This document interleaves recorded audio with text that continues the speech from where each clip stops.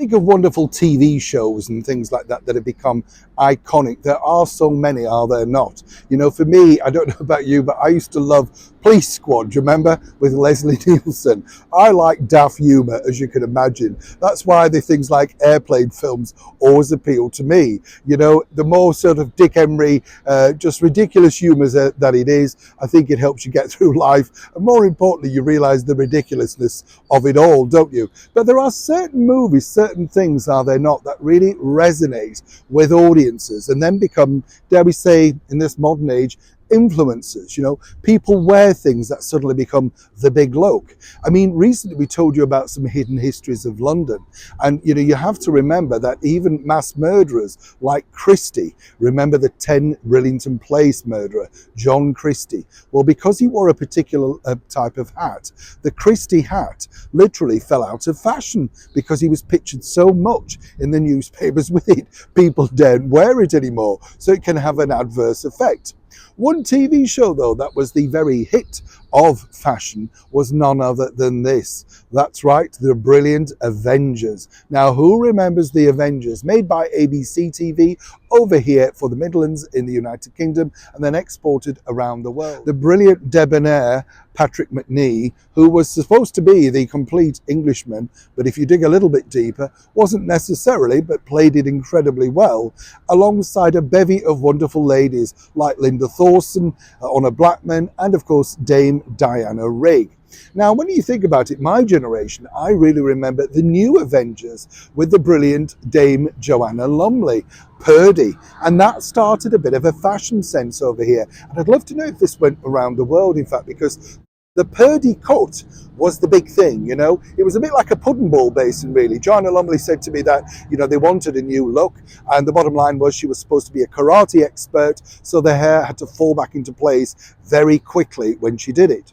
Now, what was interesting about the fashionistas, as it were, of the time, when you look back to the brilliant Patrick Macnee, and I just thought he always looked absolutely debonair on and off camera. He was an actor that knew how to carry the role forward. He was a guy that said, look, this is what the public are paid to see. This is the way I'm going to dress.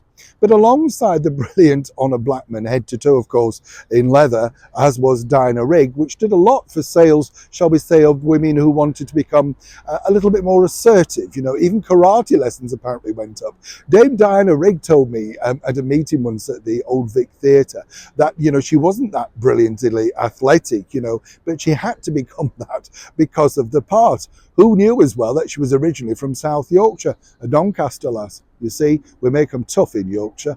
Now, where it got really interesting was, all thanks to Patrick Macnee, the sales literally for younger people in the 1960s of the bowler hat took off. This was predominantly seen as, you know, businessmen, bankers, London city types, you know, I'm late for a very important date type thing, you know, pictured going to work, walking across the bridges of London. Patrick, though, told me that, you know, it really was a real fashion statement, one that he didn't necessarily think was going to take off. So much so, he was offered so many deals around the world to have his own style, brand, influence on that particular hat. And it got me thinking, really, when you look at it back now, of course, we call these things differently, don't we? Influencers, you know, Instagram, that sort of stuff. But were you ever influenced by someone, particularly on a television show, that looked brilliant, you know, every week in that particular look or outfit? We mentioned recently Burke's Law with the brilliant Rolls Royce. We'd all like one of those, but that was a little bit out of reach, wasn't it? Perhaps the Patrick Macnee hat might have been something, the bowler, that you could have taken on. Yes, and more importantly, did you? Or were you a Purdy? Did you have that now infamous cut? Or dare I say, were you more a Farrah Fawcett girl with all those beautiful blonde locks cascading down, all thanks to tongs? Who remembers those? Hollywood TV, fashion icons and influencers. It's a strange place in the world of show business, but it's one today that still mightily influences all in one way or another. Neil Sean in the very heart of London.